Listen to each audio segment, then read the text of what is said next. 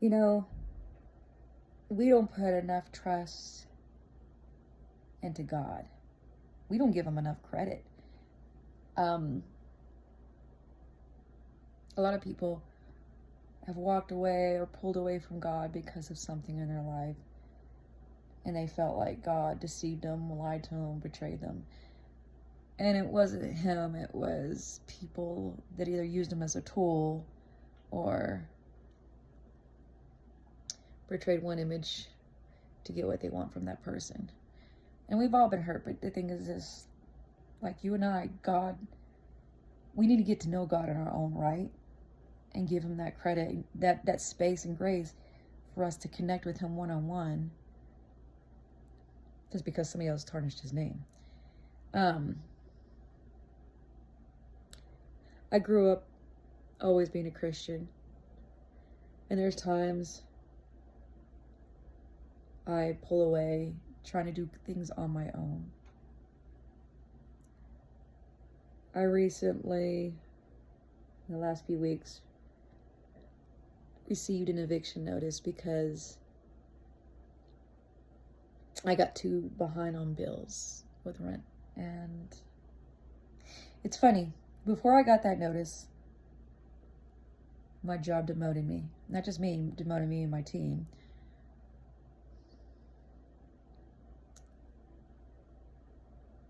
I got notice for other things too. It's like things were just starting to happen. A chain reaction. And I didn't know what it was. I was just pushing through, looking for work. And I got this notice. I've never been evicted before. That is the scariest feeling in the world. When you have no idea what the next moment might be. You feel completely helpless, alone. Your anxiety kicks in, depression kicks in. You're flooded with negative emotions. Your sympathetic system is hijacked, wrecked. And I've dealt with anxiety and depression. And I knew right there I had to manage how I felt. I haven't been super close to God. I still pray, but not consistently. But here's the truth of it. We must, in the moment, don't worry about tomorrow. Do not worry about tomorrow. I know that's so difficult. I was freaking out. My bank account was low. I'm like, how am I going to eat? How am I going to live? Where am I going to go? I don't have a lot of family to turn to. I have some friends, but it's still, they're not nearby. Not all of them. Some of them are. Or some of them are not even in the position to help me. And that's okay. The thing is this.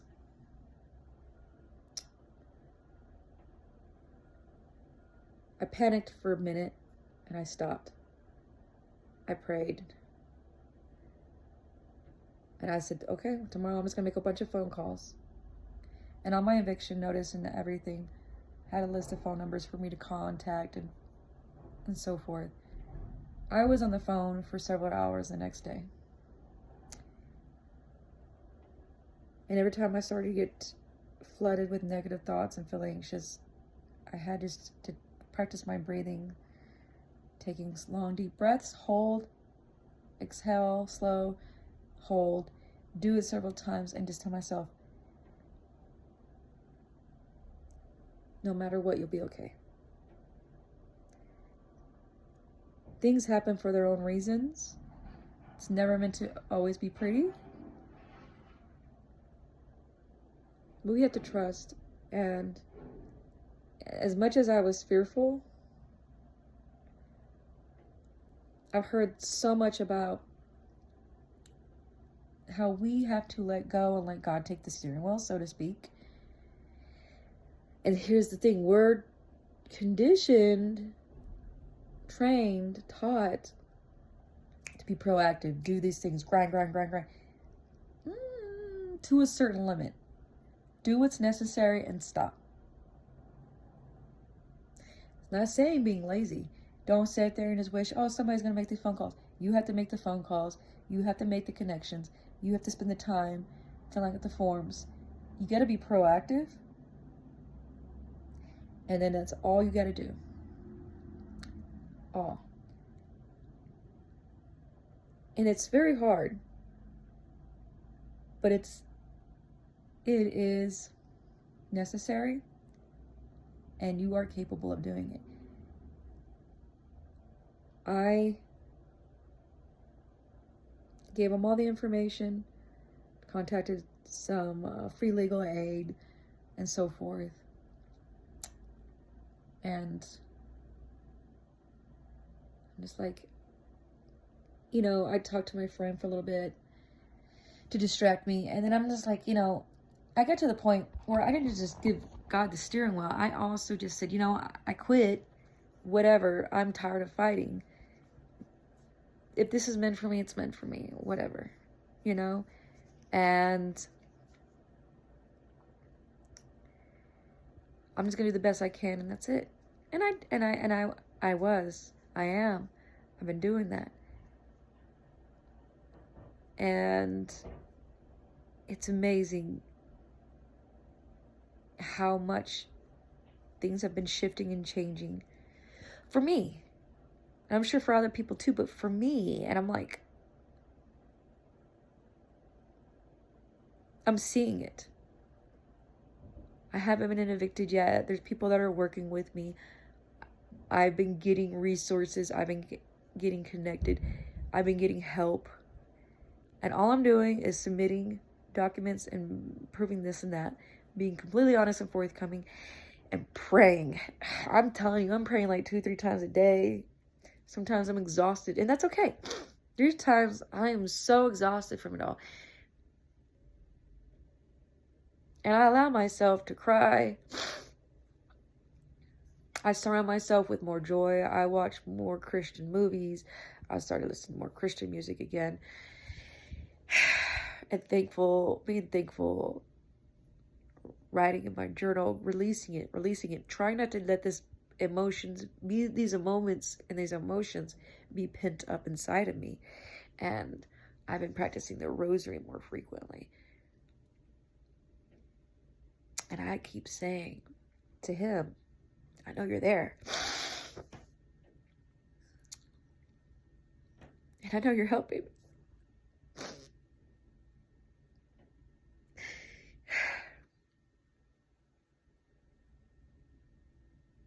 And I'm looking for work. I already have a side business, but it's been very slow with the economy. And I'm not mad about it at all. I trust. I just trust. It doesn't matter. It doesn't matter. He matters. That's all that's necessary. People can say whatever they want, but as long as you just don't believe, you will not see the truth if you don't give him the chance. And give him that space. It's not gonna hurt anything. You had nothing to lose. But rightfully, because his name has been tarnished, his reputation has been stained by others, like you and I, he deserves a chance for you to get to know him. Somebody dragged your name in the mud to somebody else, defamed you, talked behind your back to somebody else. Nobody has the right to judge you. I don't have the right to judge you. And we should take the time to get to know that person one-on-one and understand them. And he's the same way. So I'll practice my rosary in a little bit. I'm constantly thankful. And no matter what, I know what is meant for me, he will deliver it. Because I love him. And That's all. And I will continue to be closer to him, because he's been nothing but good to me. He's never done anything wrong. I hope this brought you some peace. And I'll probably follow up with what's to come.